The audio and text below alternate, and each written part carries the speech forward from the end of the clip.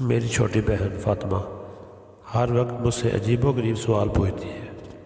میں جب بھی کسی کام میں مصروف ہوتی ہوں تو وہ ہر چیز کے متعلق مجھ سے سوال کرتی ہے۔ بعض اوقات اس کے سوالات کا جواب دے دیتی ہوں، مگر اکثر میں اس کے سوالات کی بشاعت سے تنگ آ کر اس سے ڈانٹ بھی دلا دیتی ہوں۔ اس کے سوال بھی عجیب نوعیت کے ہوتے ہیں کہ آپی ماہرہ جب انڈا ابالتے ہیں تو بھاپ کیوں نکلتی ہے، مگر اس حقیقت سے انکار نہیں کر سکتے کہ یہ سوالات اس کی ذہان کی دلیل ہیں۔ کل دوپہر کو جب فاطمہ اسکول سے آئی تو اس نے مجھ سے بڑے تجسس سے سوال کیا کہ آپی آج مجھ سے ٹیچر کی ایک بات سمجھ نہیں آئی۔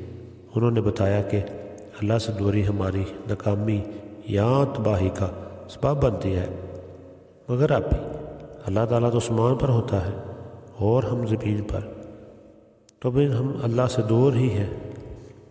ٹیچر نے یہ بات کیوں کہی؟ میں نے جواب دیا، فاطمہ اللہ ہر جگہ موجود ہوتا ہے، وہ صرف آسمان پر موجود نہیں ہوتا ہے بلکہ اس کی موجودگی ہر شے میں جھلکتی ہے۔ بلکہ کہا جاتا ہے کہ اللہ تعالیٰ تو انسان کی شاہ رگ سے بھی زیادہ قریب ہے۔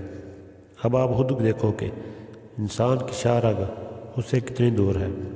اس سے دوری سے مراد اس کی ذات سے دوری نہیں بلکہ اس کے احکامات سے دوری ہے۔ جیسے اس نے ہم پر نماز فرض کی، روزے فرض کیے اور بہت سے کام ہمارے ذمہ لگائے، لیکن افسوس ہم اس کے احکامات کو بجا نہیں لاتے۔ اس طرح جو اس کے احکامات سے دوری ہماری تباہی کا سبب بنتی ہے۔ فاطمہ میری بات بہت غور سے سن رہی تھی اور پھر بولی، آپی آج کل ہم سب بہت سی برائیوں میں ملوث ہیں، جیسے ہم جھوٹ بولتے ہیں، چوری، غیبت اور مکاری کرتے ہیں اور اللہ کے احکامات کی تعمیل نہیں کرتے ہیں، تو ہم سب اللہ سے دور ہی ہیں نا۔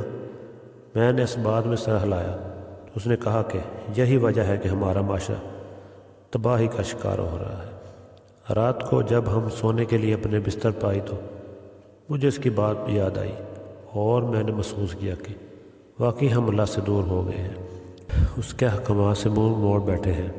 ہمارے معاشرے میں چوری، جھوٹ، قتل، غارت، مکاری، غداری اور دہشت گردی عام ہے۔ یہ سب باتیں تو اللہ تعالیٰ سے دوری کی ہی دلیل ہیں۔ پھر میں نے اللہ سے دعا مانگی کہ اے اللہ ہمیں اپنے احکامات پر عمل کرنے کی توفیق عطا فرما، آمین۔